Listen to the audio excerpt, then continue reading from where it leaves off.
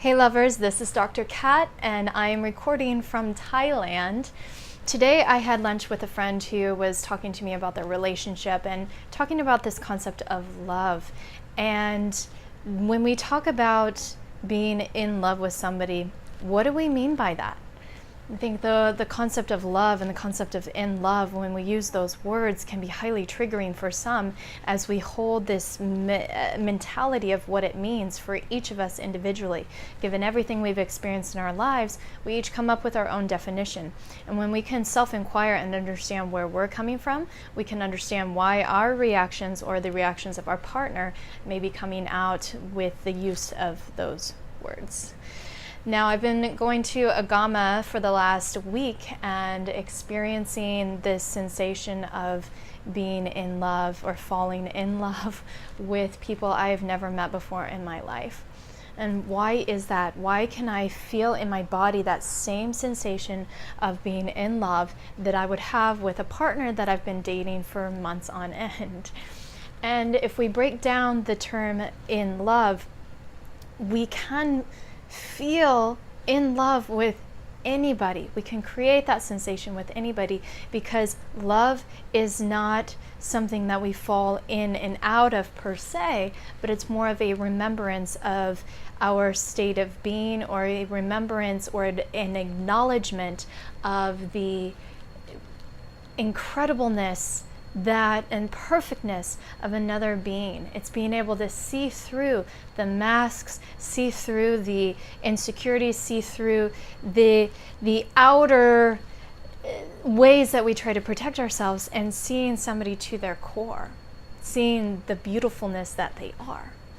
Now, if we think about the ways that we block love, the ways that we prevent ourselves from receiving it or giving it, then we can better learn where we need to reprogram ourselves or update our scripts, update the things that we've learned from our lives to be able to be in harmony in our relationships.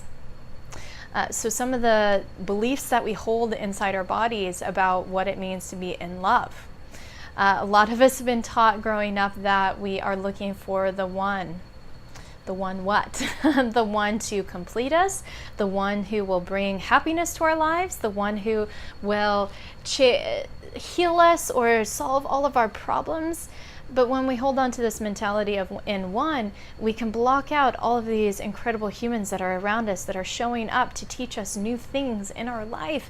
And we prevent ourselves from feeling good in our bodies because we're so zeroed in on waiting for a specific person. So at the same time, we may feel that if we experience doubt when we meet a person, say we start dating somebody and we feel doubt about, is this the one, or is this my future partner, is this my future spouse, and we can trip ourselves up in that uncertainty space. Doubt can be something that is very healthy because it can promote us to self-inquire. It can cause us to go inward and tune into, is this something that is in alignment with me? Is this something that I actually want? Is this something that is helping me to grow or help me feel good? Or doubt can also be very negative in that, or unhealthy, in that it can cause us, it can be coming from a state of fear, it can be coming from a state of insecurity, or a state of just projection of something that we've experienced in our past that isn't actually present right here in front of us. In fact, we may not be seeing our partner in front of us because we're seeing these images from our past. We're projecting onto them somebody else that we experienced who isn't this person.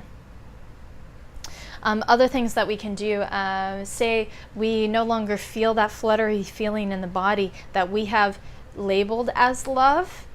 Maybe it's shifted, maybe it's evolved, it's changed. And so we feel that, oh, because I don't feel in love with this person anymore, that this is reason for me to break up with the person. It's not there anymore. I'm bored as a result of this, and therefore this isn't my person for the rest of my life, or even for now. Other things that we can do, I immediately will know that this is the one. I will fall in love at first sight, and this will be the person for me. Most of the time people don't experience love at first sight. Some people have, which is phenomenal. Good for you. I'm proud of you. I'm excited for you. But for the most part, a lot of us have to work through layers and layers of our own insecurities, of our own programming, of our own stuff, to not only be able to see who we are and love and acknowledge ourselves, but to be able to see another person in their incredibleness, to be able to allow ourselves to receive the love that to receive and give love, or acknowledge love per se. We can also believe that the sex has to be on fire with the other person in order for us to be in love.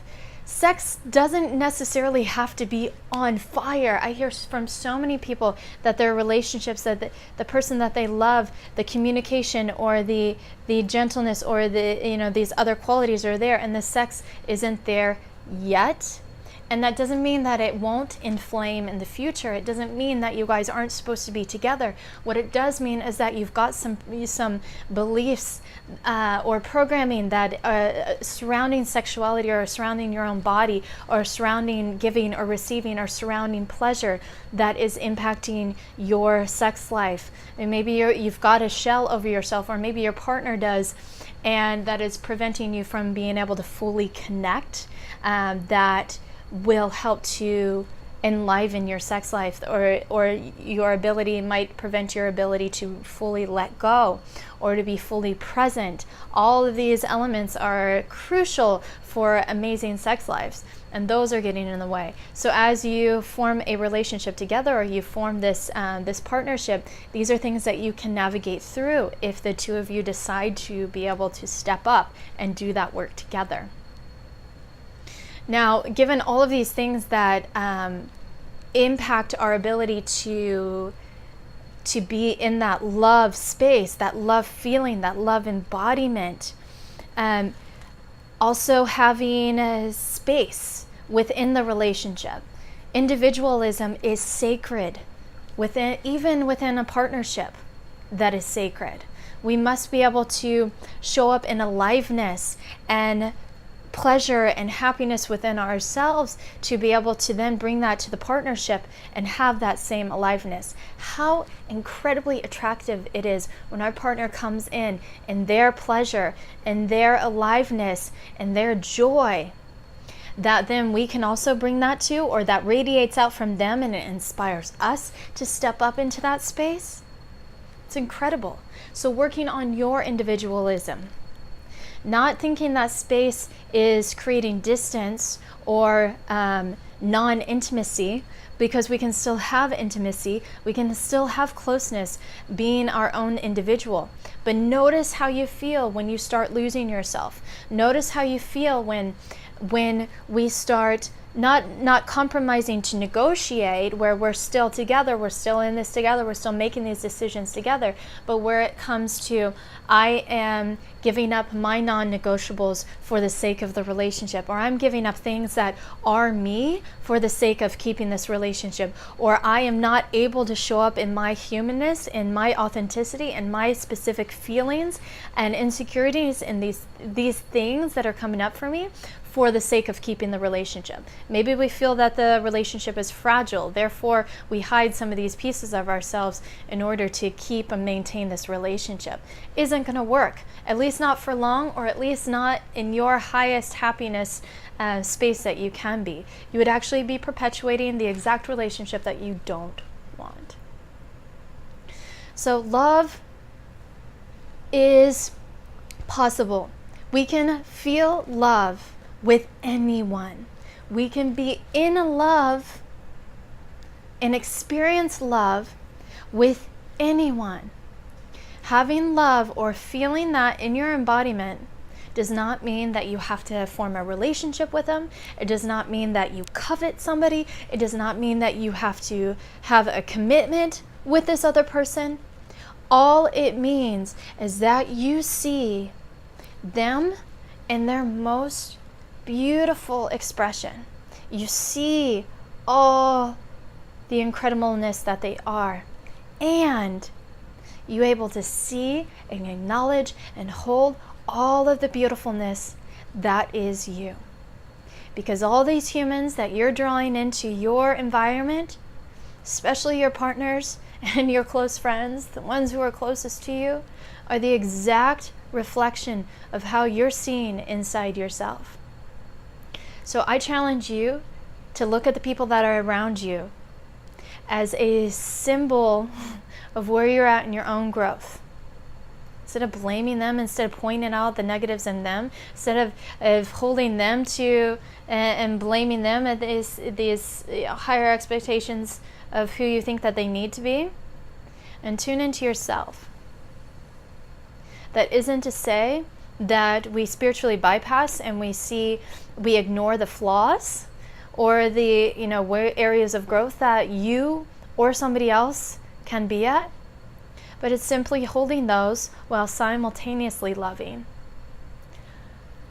These are things that I'm not okay with. These are things that I'm seeing how you're showing up and how I'm contributing to you showing up in that way, and I still love you. I don't like these behaviors that you're doing, and I still love you, and I still love me. Thanks for listening, lovers. Until my next video.